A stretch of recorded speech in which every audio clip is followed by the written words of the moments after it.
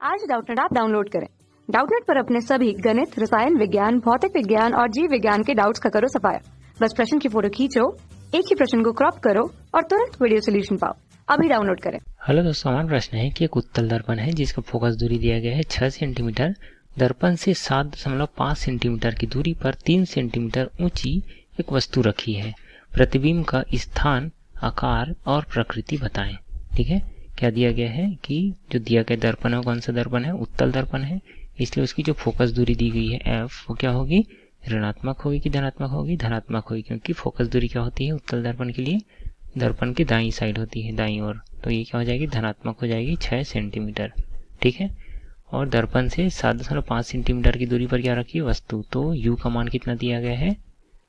7.5 centimetre की दूरी पर कहाँ रखते हैं? दर्पण की बाईं ओर, इसलिए क्या होगा? ऋणात्मक होगा। तो ये हो जाएगा 7.5, ऋणात्मक 7.5 हो जाएगा और सेंटीमीटर। ठीक है, और 3 सेंटीमीटर ऊंची वस्तु है, तो h का मान क्या हो जाएगा? वस्तु की ऊंचाई हो जाएगी 3 सेंटीमीटर। ठीक है, और ये क्या होगा? धनात्मक होगा, क्योंकि यह मुख्य अक्ष के ऊपर होती है। ठीक है, अब हमें निकालना है प्रतिबिंब का स्थान, मतलब v का मान निकालना है। आकार निकालना है, मतलब h डैश, मतलब प्रतिबिंब की ऊंचाई निकालनी है। ठीक है, और उसकी प्रकृति निकालनी है। तो प्रकृति निकालने के लिए हमें निकालना पड़ेगा आवर्धन का मान। ठीक है, आवर्धन का मान यदि ऋणात्मक होगा तो प्रतिबिंब कैसा बनेगा? वास्तविक बनेगा, और धनात्मक होगा तो प्रतिबिंब ऋणात्मक बनेगा। ठीक है, तो हम यहाँ पर v का मान पहले निकाल लेते हैं।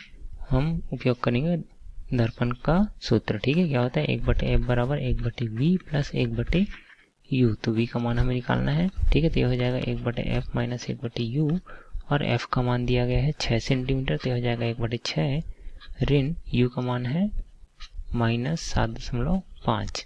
ठीक है, तो ये हो जाएगा ऋण, क्या हो जाएगा? धन हो जाएगा 1/v बराबर 1/6 धन। इसको हम क्या लिख सकते हैं? अगर दशमलव को हटाएंगे तो हो जाएगा 10/75 हो जाएगा। ठीक है, और दोनों का लघुत्तम समफलक अगर निकाल ले 6 और 75 का, तो हो जाएगा 150। ठीक है, और यहाँ पे अगर 6 से भाग देंगे तो कितना आएगा? ये आएगा 25।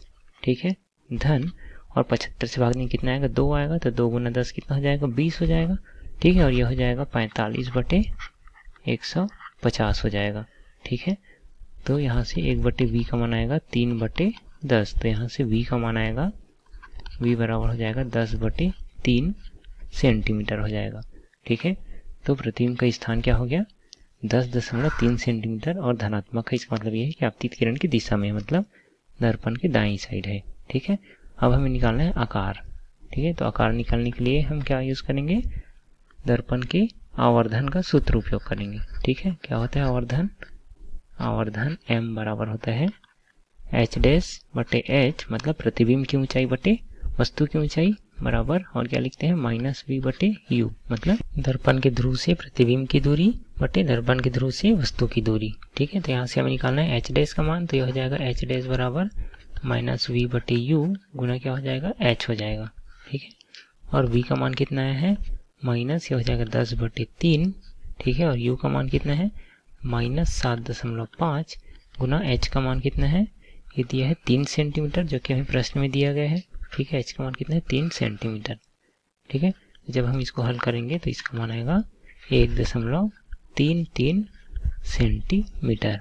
ठीक है, और इसका मान धनात्मक है, मतलब इसका मतलब ये है कि जो प्रतिबिंब है वो कैसा बनेगा? सीधा बनेगा और मुख्य अक्ष के ऊपर बनेगा। ठीक है, अब हमें प्रतिबिंब की प्रकृति ज्ञात करने के लिए क्या निकालना पड़ेगा? आवर्धन का मान निकालना पड़ेगा। ठीक है, तो आवर्धन क्या होता है? आवर्धन m बराबर, यहाँ पे हम जो सूत्र लिखे इसका उपयोग करेंगे। क्या हो जाएगा? h डैश बटे h का भी उपयोग कर सकते हैं, फिर -v/u का भी कर सकते हैं। ठीक है, तो यहाँ पर हम उपयोग कर रहे हैं h डैश बटे h, मतलब प्रतिबिंब की ऊंचाई बटे वस्तु की ऊंचाई। ठीक है, और प्रतिबिंब की ऊंचाई कितनी है? 1.33 बटे वस्तु की ऊंचाई दी गई है प्रश्न में 3 सेंटीमीटर। ठीक है, तो यहाँ से आवर्धन का मान आएगा 0.443। ठीक है, ये आ गया आवर्धन का मान, और आवर्धन का मान क्या है? धनात्मक है। इसका मतलब ये है कि जो प्रतिबिंब कैसा बनेगा? काल्पनिक या फिर आभासी बनेगा। ठीक है, यहाँ पे हमने क्या क्या निकाला? प्रतिबिंब का स्थान, आकृति या फिर आकार, और उसकी प्रकृति। ठीक है, तो यहाँ पर हम लिख लेते हैं प्रतिबिंब का स्थान क्या है? प्रतिबिंब का स्थान v बराबर आया 10/3 सेंटीमीटर, मतलब उत्तल दर्पण के किधर बना है? दाईं ओर बना है, क्योंकि यह धनात्मक है, इसलिए आपतित किरण की दिशा में है, और दर्पण के किधर है, दाईं ओर है।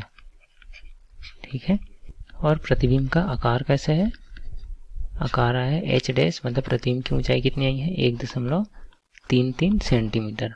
मतलब कैसा बना है, सीधा बना है, क्योंकि यह क्या है, धनात्मक है, और धनात्मक हम किसके लिए लेते हैं, जब प्रतिबिंब जो है मुख्य अक्ष के ऊपर बनता है। ठीक है, इसलिए सीधा बना है। और प्रतिबिंब की प्रकृति कैसी है, इसके लिए हमने निकाला है आवर्धन का मान। तो आवर्धन का मान कितना आया है, m बराबर 0.443, और इसका मान है धनात्मक। तो प्रतिबिंब की प्रकृति कैसी होगी, काल्पनिक होगी।